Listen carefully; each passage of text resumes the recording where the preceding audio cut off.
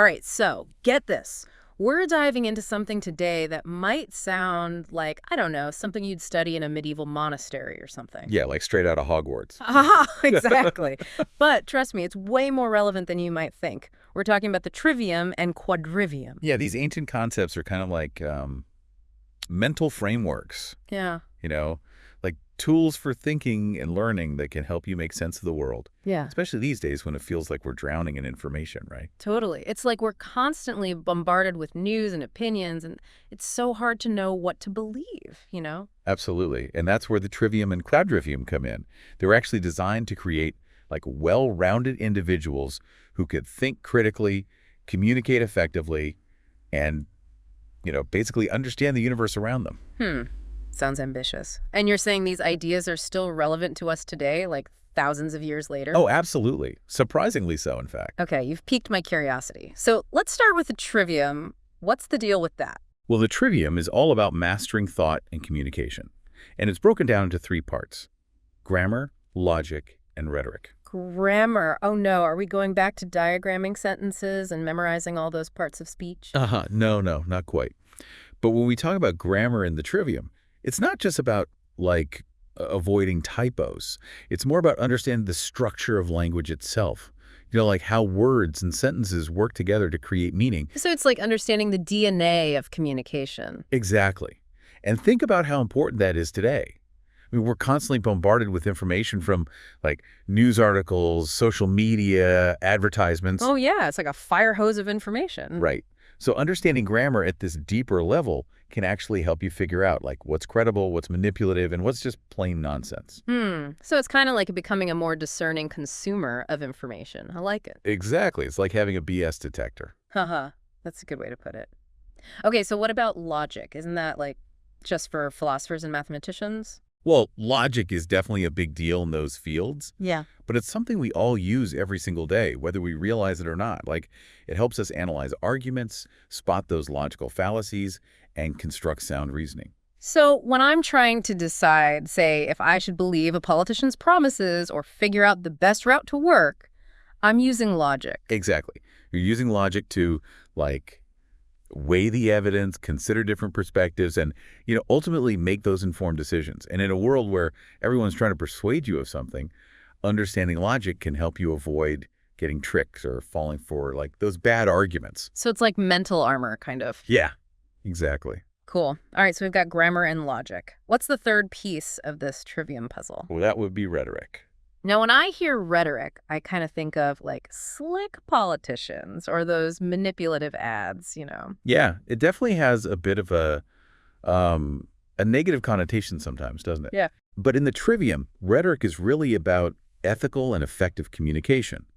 It's about understanding your audience, crafting your message in a way that resonates, and using language to inform, inspire, and persuade, but, in a responsible way. So it's less about being a smooth talker and more about being a clear and compelling communicator. Exactly. Like, think about leaders who can really rally people to a cause, or writers who can move you with their words. They've mastered the art of rhetoric, but they're using it to connect with people on a deeper level. So whether I'm writing an email, giving a presentation, or even just having a conversation with a friend, understanding rhetoric can help me be a better communicator. Oh, absolutely. It's about harnessing the power of language and using it thoughtfully. This is fascinating. It's amazing how these seemingly simple concepts, grammar, logic, rhetoric, are actually so profound and relevant to our lives. All right, so we've explored this trivium thing, with all its focus on language and thought and all that. Right. But what about this quadrivium? This is where things get a little more, I don't know, mathy, right? Yeah, you could say that. Yeah. The quadrivium dives into, well, what they call the mathematical arts: arithmetic, geometry, music, and astronomy. But just like with the trivium, these subjects are way more than what you probably remember from, back in school. Oh, I'm sure. Okay, so let's break it down. Arithmetic first. Okay. What's the big deal with that besides, just adding and subtracting and stuff?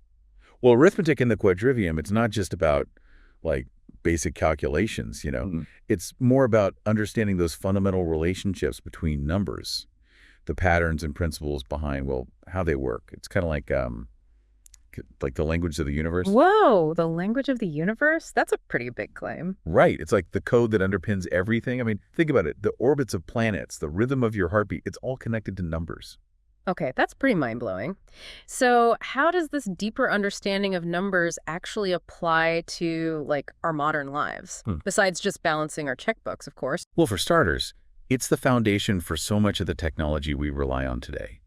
Like, think about the algorithms behind, say, search engines, or the complex calculations involved in financial modeling. Oh, yeah, that's true. I mean, arithmetic is at the heart of all of it. And even if you're not, a programmer or a financial analyst, understanding those basic principles can help you make smarter decisions about things like, I don't know, your personal finances, or even when you're trying to analyze data.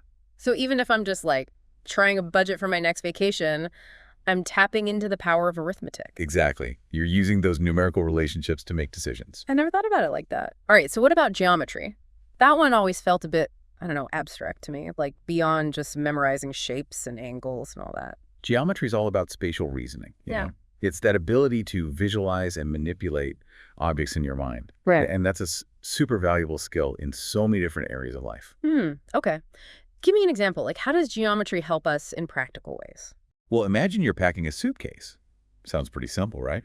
But think about it.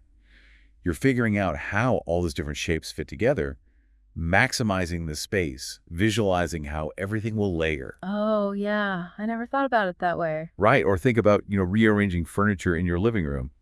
You're using geometric principles to assess those dimensions, plan the layout, create a space that feels harmonious. Okay, you're right. I never realized how much geometry is involved in those everyday activities. It's kind of like a secret superpower we all have. I like that. All right, so next up is music. This one, I gotta say, seems like the odd one out in this group of, mathematical subjects. How does music fit in here? Well, music might seem, purely artistic and emotional, right? But beneath the surface, there's this whole world of mathematical harmony going on. Really? Oh, yeah. It's all about patterns, ratios, proportions.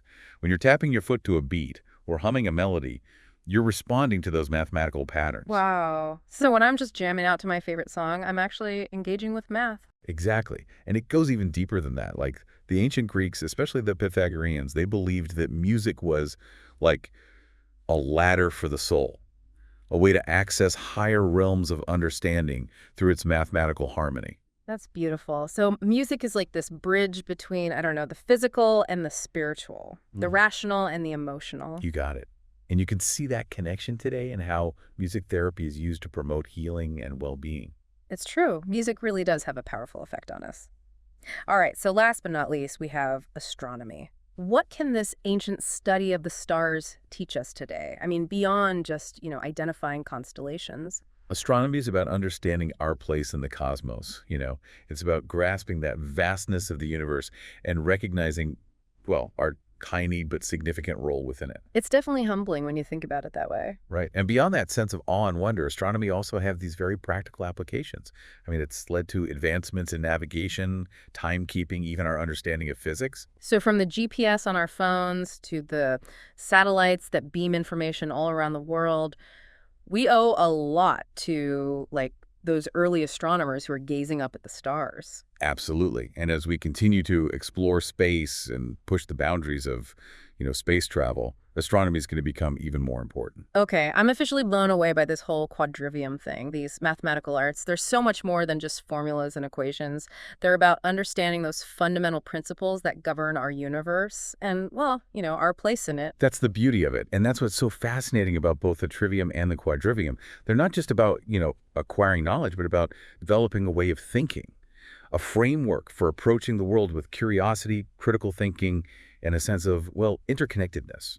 So how do these ancient frameworks connect to the writings of Abdu'l-Bahá and Shoghi Effendi in the Bahá'í faith? Our sources mention some, interesting parallels there. Oh, that's a great question. It leads us to some really fascinating connections. In Abdu'l-Bahá's book, The Secret of Divine Civilization, he lays out this vision for a society that embraces both, well, scientific and spiritual progress. And his arguments actually reflect the principles of both the trivium and the quadrivium. Really? Give me an example. Well, he uses logic and rhetoric, key elements of the Trivium to advocate for things like education, justice, the elimination of prejudices. He talks about the practical benefits of, scientific advancement, which is right in line with, say, arithmetic and geometry in the Quadrivium. And he even uses these like astronomical metaphors to describe spiritual enlightenment, referencing our place in this vast universe. And that brings us right back to astronomy. That's incredible. It's Yeah. like he's weaving all these ancient concepts together to create this blueprint for like a more enlightened and just society. Right. And it's not just Abdu'l-Bahá. Shoghi Effendi, who led the Bahá'í faith after Abdu'l-Bahá passed away, he put a lot of emphasis on things like clear communication, logical organization, and this idea of harmony in, the administrative order within the Bahá'í community. And all of those principles really resonate with what we've been talking about, right? Like clear communication, that's rhetoric. Logical organization, that's logic. And this emphasis on harmony, that reminds me of the, musical principles we talked about in the Quadrivium. Exactly. It's a perfect example of how these ancient frameworks, they're not just theoretical concepts, They can actually be applied to build a better world. Okay, so we spent all this time exploring the Trivium and Quadrivium, and it's clear they're, like, way more than just some dusty old concepts from the past. Yeah, definitely more than just historical footnotes. Right. I mean, they're like these living frameworks for learning and understanding. But, how can we actually apply these principles in our, 21st century lives? Should we all go back to, I don't know, studying Latin and memorizing constellations? It's not really about, turning back the clock or anything. Yeah. It's more about recognizing the timeless value of these approaches. And it's interesting because there's actually a resurgence of interest in, what they call classical education these days. Oh, yeah, I've heard about that. Yeah, people are rediscovering the power of the Trivium and Quadrivium to, cultivate critical thinking, problem solving, and those communication skills that are, essential in our world. Especially these days when everything's so complex, right? Exactly. I Yeah. mean, you need that strong foundation in, critical thinking and communication to really navigate any field, Yeah. especially with how fast information is changing. That's true. So are there, I don't know, any specific examples of how this is playing out, like in education or even in the workplace? Oh, absolutely. For Oh. instance, you see it in the growing popularity of those great books programs. Yeah. The ones that encourage people to really engage with those classic texts and, have those deep discussions and think critically. Yeah. Yeah. And even some universities are starting to put more emphasis on liberal arts education again. Interesting. Yeah, they're recognizing that, to really thrive, a well-rounded person needs more than just specialized knowledge. Right, you need those broader skills, too. Exactly. And that's what the Trivium and Quadrivium are all about. It's not just memorizing facts, but developing that mental agility, that ability to connect different ideas. It's like seeing the world through, I don't know, multiple lenses. Exactly. And that's so crucial for, innovation and problem solving these days. Yeah, for sure. So it's not about choosing, humanities over STEM or vice versa. It's about recognizing that they both have value and that they can complement each other. That's it. I mean, think about it. Some of the most exciting breakthroughs happening right now are at the intersection of disciplines. That's a good point. Think about fields like computational humanities, where researchers are using data analysis to study literature and, find those hidden patterns. Oh, wow. Or neuroaesthetics, which is exploring how our brains respond to art and beauty. I've never even heard of that. These fields wouldn't even exist without integrating those different ways of thinking, which is really at the heart of what the Trivium and Quadrivium are all about. That's amazing. It reminds me of how, Abdu'l-Bahá talked about the importance of both material and spiritual progress. Right. And how they're really interconnected. It's like this idea of interconnectedness is woven into, the fabric of reality. It really is. So what's the takeaway for our listener today? How can they start applying these Trivium and Quadrivium principles in their own lives? It really starts with a shift in mindset, Okay. It's about embracing that curiosity, questioning assumptions, and looking for those connections between different ideas. So instead of just passively consuming information, we should be actively engaging with it, analyzing it, really thinking about it. Exactly. It's about becoming an active participant in the world of knowledge Yeah. rather than just, a spectator. I love that. And the cool thing is you can apply these principles to, anything you're passionate about. Right, exactly. Whether you're, I don't know, a student, an artist, an entrepreneur, whoever, the Trivium and Quadrivium can help you approach things with more, I don't know, depth, creativity, effectiveness. Absolutely. Well, this has been such a thought-provoking deep dive, I gotta say. I agree. I feel like I have a whole new way of looking at, you know, the world in my own learning journey. That's great to hear. And remember, the Trivium and Quadrivium, they're not just ancient concepts. Right. They're frameworks that can really empower you to become a more, critical thinker, a more effective communicator, a more engaged person in the world. I love that. So as we wrap things up here, I have one final question for you, dear listener. How can you weave these threads of the Trivium and Quadrivium into your own life? Maybe you could approach a problem with a little more logic or craft a more compelling argument, or maybe just appreciate that mathematical beauty in your favorite song. The possibilities, well, they really are endless. So keep exploring, keep connecting those dots, and until next time, happy learning.